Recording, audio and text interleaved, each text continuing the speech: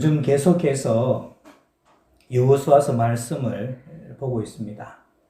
지난 주일에는 이스라엘 백성들이 가나안 백성들을 진멸한다는 소식에 두려워한 기브온성 사람들이 거짓으로 이렇게 이제 꾸며서 이스라엘 백성들과 화친을 하러 오고, 여호수아와 이스라엘 백성들의 지도자들은 하나님께 묻지 않고 그들과 화친을 하는 모습을 살펴보았습니다. 하나님의 이름을 걸고 그들을 해치지 않기로 맹세를 했기 때문에 어쩔 수 없이 그들을 죽일 수가 없었습니다. 이제 다만 역사 속에서 이 기브온 민족들은 이스라엘 백성과 함께 섞여 살면서 종로로 타는 거죠. 나무를 패고 물을 깃는 종으로서 살게 됐다 하는 말씀을 우리가 살펴보았습니다. 그랬더니 이 남쪽의 이 아모리 족속들 중에서 이 5 왕들이 연합을 해서 이 기브온 성을 공격하려고 합니다. 그러니까 이 가나안 백성들 입장에서 보면 배신한 거잖아요. 같이 맞서 싸워도 될 부족할 판인데 화친을 했으니까. 그래서 이 남쪽 이 아모리 족속들이 너부터 좀 혼 좀 나야 되겠다, 이렇게 해서 기브온 족속에게 쳐들어온 겁니다. 그렇게 해서 이제 더 이상 이 가나안 민족들 중에서 배신하는 민족들이 생기지 않도록 하나의 본때를 보여주고 싶어 했던 것이죠. 그래서 이제 기브온 사람 성을 이제 쳐들어와서 이제 서로 대하고 진을 치는 겁니다. 그랬더니 이제 이 기브온 사람들 입장에서는 굉장히 다급한 거죠. 그래서 지금 길갈이 이스라엘 백성들이 가나안 정복하기 위한 전초 기지처럼 사용되고 있는 곳이 바로 이 길갈입니다. 그 길갈에서 여러분 이 할례도 행하였죠. 길갈을 중심으로 전쟁이 이루어지는데 그 길갈에 사신을 보낸 거죠. 우리가 지금 위험하니까 급하게 올라와서 우리를 구해 주십시오. 여호수아는 속아서 화친을 하긴 했지만 일단 화친을 했기 때문에 기브온 족속의 도움을 모른 채 할 수가 없었습니다. 화친했다는 것은 군사적으로 어느 정도 동맹을 맺는다, 그런 의미이기도 한 것이죠. 그리고 또 어차피 가나안 그 남쪽에 있는 그 민족들과 어차피 전쟁을 치러야 했기 때문에 이 기브온 족속들의 도움을 거절하지 않고, 그래서 전군을 소집을 하는데 기브온 족속도 구하고 또 가나안 5 나라 연합군과의 전쟁을 위해서 출정 명령을 내립니다. 우리가 그 부분은 읽지 않았죠.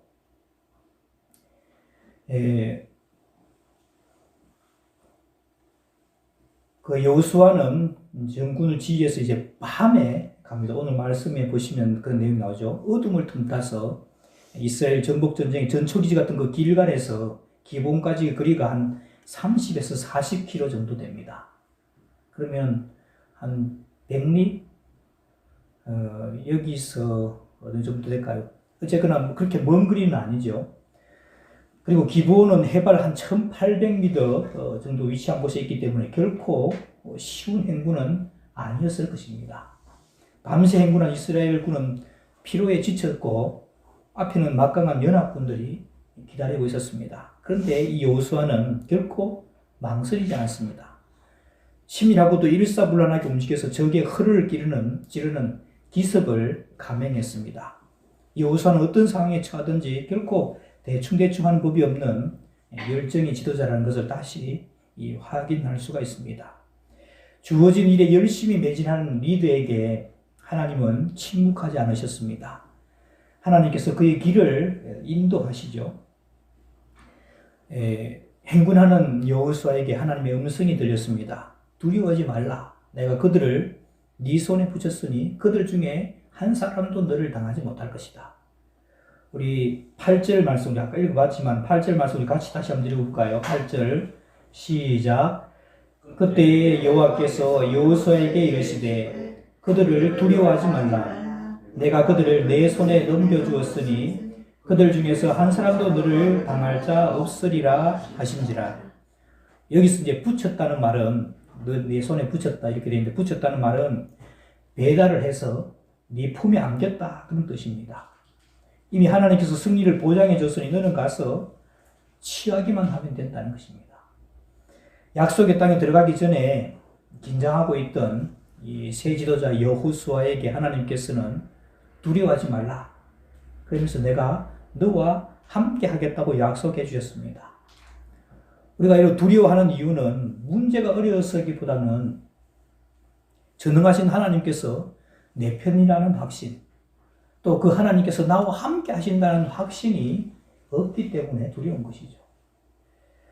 하늘은 스스로 돕는 자를 돕는다라는 그런 속담이 있습니다. 하나님은 하나님의 뜻대로 최선을 다해서 노력하는 리더에게 초자연적인 기적을 베풀어 주시면서 도와주셨습니다. 갑자기 습격을 하니까 기브온과 대진에 있던 가나안 남쪽의 연합군들이 패배를 하고 도망하죠.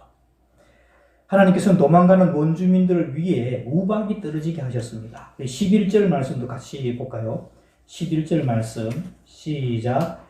그들이 이스라엘 앞에서 도망하여 벳호론의 비탈에서 내려갈 때 여호와께서 하늘에서 큰 우박덩이를 아세가에 여기까지 내리시매 그들이 죽었으니 이스라엘 자손의 칼에 죽은 자보다 우박에 죽은 자가 더 많았더라. 아멘. 이스라엘 백성들이 칼날을 휘두르긴 하죠. 칼날을 휘두르긴 하지만은, 그렇게 해서 적을 죽이기도 하지만은, 그보다 우박으로 적들을 죽인 것이 더 많았다고 성경은 기록하고 있습니다. 하나님께서 날씨로 싸움을 도와주시는 것이죠. 그리고 패주하는 가나안 남부 연합군을 추격하는 여호수아의 기도에 하나님께서 응답을 해주십니다. 하나님께서는 태양을 거의 하루 가까이 멈추시는 초자연적인 기적을 베풀어 주셨습니다. 당시는 태양이 지구를 돈다는 과학 상식을 가지고 있었기 때문에 그렇게 표현한 것일 뿐, 지금으로 하자면은 지구가 자전하는 것이 멈춰진 것이죠. 멈춰졌거나 속도가 느려졌거나 그런 상태인 겁니다. 많은 무신론자들이 이것은 신화적인 사건이지 사실이 아니라고 주장을 합니다. 그러나 이것은 엄연한 사실입니다. 미 우주항공국 나사라고 여러분 들어보셨죠? 나사에서 일하는 해롤드 힐이라는 과학자가 하나님을 믿게 된 배경에는 기가 막힌 스토리가 있습니다.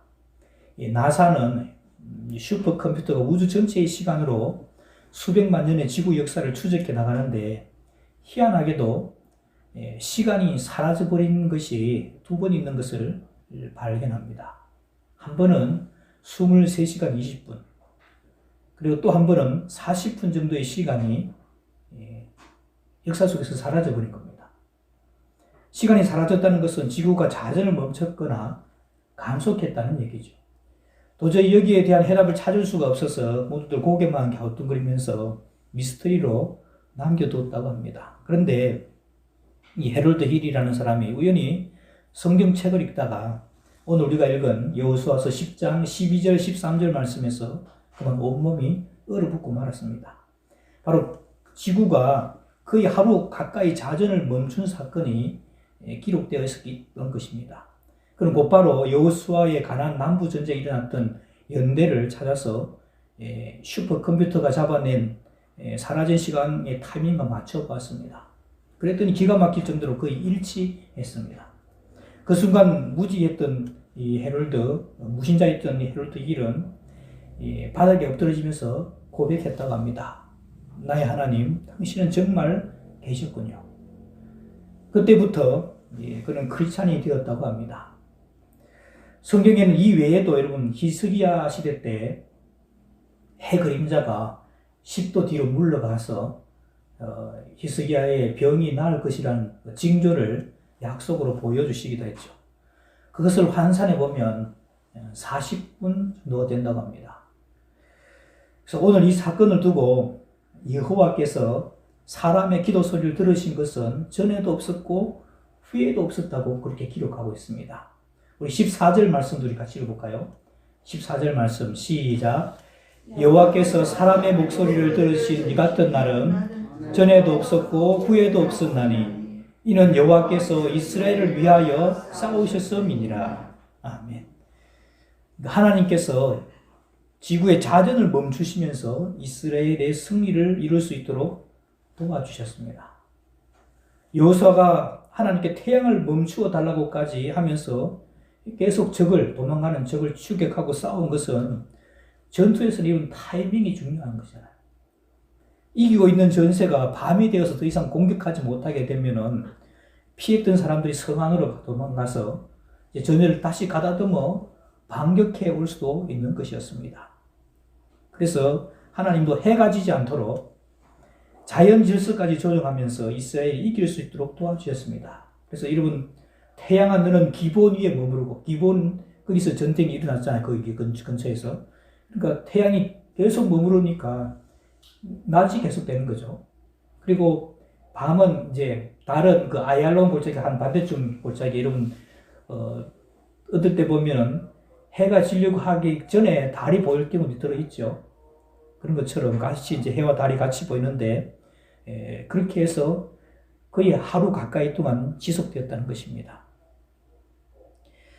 여호수아와 이스라엘 백성들은 그 여세를 몰아서 여러분 28절에도 보시면 10장 28절입니다. 막게다 성을 취합니다.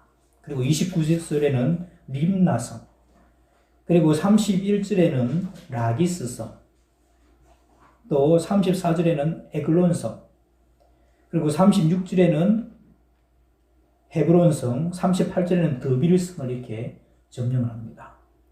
모두가 다 이 가나안 남쪽에 있는 성들입니다. 여러분 40절 말씀 우리 같이 보겠습니다. 40절 말씀 시작. 이와 같이 여호수아가 그 온 땅 곧 산지와 네겝과 평지와 경사지와 그 모든 왕을 쳐서 하나도 남기지 아니하고 호흡이 있는 모든 자는 다 진멸하여 바쳤으니 이스라엘의 하나님 여호와께서 명령하신 것과 같았더라. 아멘.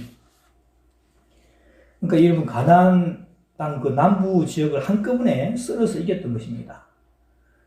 그러니까 여러분 여리고성하고 아이성 전투 우리가 살펴봤죠. 그때는 하나씩 했지만은 이게 뭐 시간도 많이 걸리고 능률도 오르지 않으니까 다 덤비한 겁니다. 남쪽 지역에서는 이제 연합군과 함께 싸워서 전쟁이 벌어진 것이고, 그리고 이제 성을 이렇게 침략한 것이죠.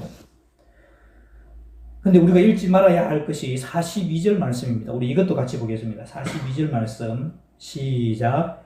이스라엘의 하나님 여호와께서 이스라엘을 위하여 싸우셨으므로 여호수아가 이 모든 왕들과 그들의 땅을 단번에 빼앗으니라.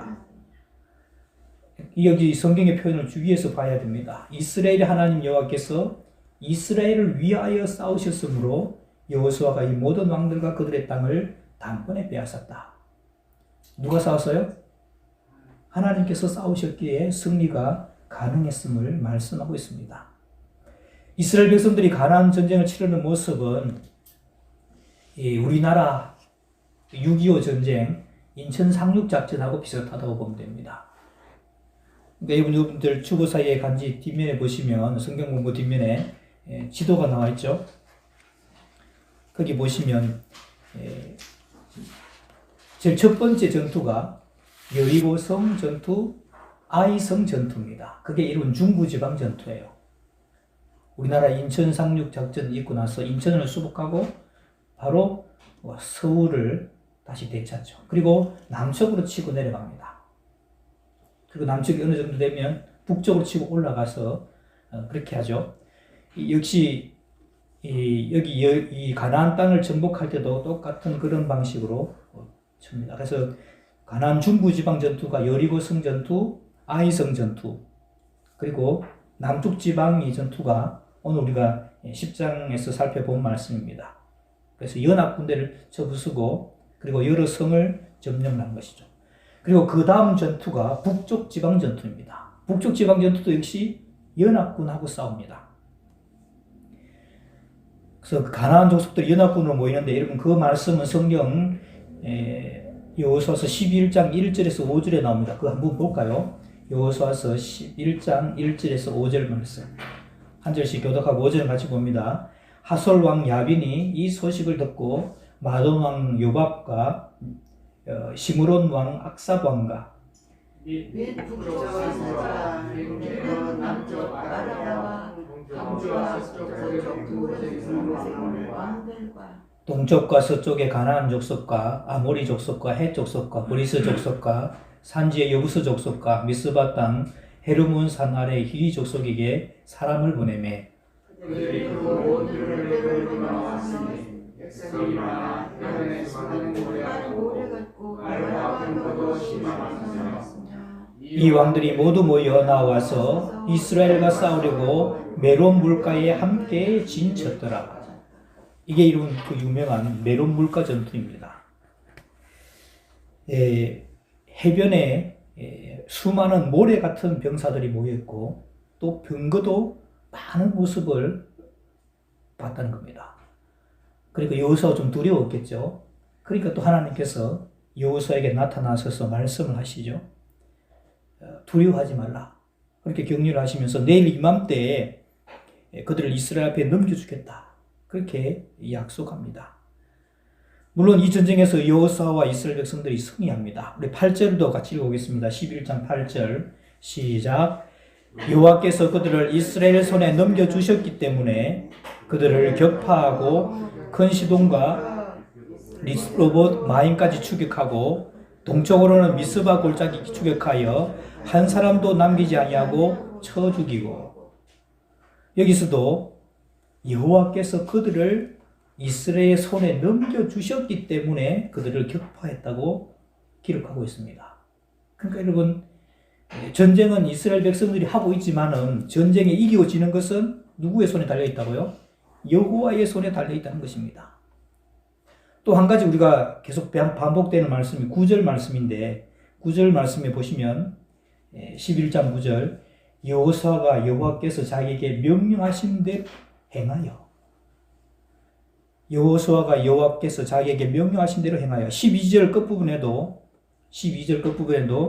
여호와의 종 모세가 명령하신 것 같이 하였으되. 그리고 15절도 보겠습니다. 우리 15절 같이 읽어볼까요? 15절 시작. 여호와께서 그의 종 모세에게 명령하신 것을 모세는 여호수아에게 명령하였고 여호수아는 그대로 행하여 여호와께서 모세에게 명하신 그 모든 것을 하나도 행하지 아니한 것이 없었더라. 그러니까 여러분 이제 종합해 보면 10장에서는 남쪽 지방 가나안 남쪽 지방 전투고 11장에서는 북극 지방 전투입니다. 그 남쪽 지방 전투와 북쪽 지방 전투 모두 누가 싸워 주셔서 승리했다고 해요? 예, 전쟁을 하는 것은 겉으로 보이기에는 이스라엘 백성들이 싸우는 겁니다. 그런데 이기고 지는 것은 여호와께서 함께 해주시고 여호와께서 도와주셔서 승리했다고 기록합니다. 그리고 한 가지 이스라엘 백성들은 하나님의 말씀에 순종해서 그대로 행동할 때 승리했다고 그렇게 기록하고 있습니다. 이런 여호수아서는 영적 전쟁을 잘 드러내주는 책입니다. 이 이스라엘 백성들은 이미 애굽에서 구원받은 백성들입니다. 종로로 타다가 거기서 구원받은 백성들입니다. 하지만 가나안 땅에 들어갔을 때 가나안 땅에 들어간 그것으로 끝난 것이 아니고 들어가자마자 바로 전쟁이 시작된 겁니다. 가나안 땅을 차지하기 위한 전쟁인 것이죠. 이것은 우리에게 똑같이 적용됩니다. 우리가 예수님의 십자가의 은혜로 구원을 받았습니다. 구원받았다면 다 되느냐? 우리에게는 영적인 가나안 땅에 들어가기 위한 영적인 전쟁이 남아있는 것입니다. 이것은 싸워서 이겨야 하는 것이죠. 우리가 매일매일 살아가는 이것이 어쩌면 영적인 전쟁이라고 할 수가 있습니다. 그래서 이스라엘 백성들이 그럼 어떻게 이 가나안 정복 전쟁에서 승리했습니까? 오늘 우리가 이런 말씀해 보니까 그것은 하나님이 이스라엘과 싸워주셔서 하나님이 이기게 해주셔서 이겼다고 그렇게 기록하고 있는 겁니다. 그럼 어떻게 하면은 하나님께서 우리와 함께 싸워주시게 할 수 있느냐? 하나님께서 싸워주시면 이긴다고 했는데 그럼 어떻게 하면 하나님께서 우리와 함께 싸워주실 수 있느냐는 관건이죠. 그것은 여호수아와 이스라엘 백성들이 하나님의 말씀에 온전히 순종할 때, 오늘 몇 군데 말씀 살펴봤죠? 여호와께서 명령하신 대로, 또 모세에게 명령하신 대로 모세가 여호수아에게 명령했고 여호수아에게 명령한 대로 그대로 따라서 행하였더니 승리했다는 것입니다. 너무나도 간단한 사실이죠. 그런데 이스라엘 백성들이 처음에는 실패합니다. 여리고성에서 하나님의 말씀을 온전히 순종하지 않았을 때 그 다음 성의 전투가 바로 아이성 전투였죠.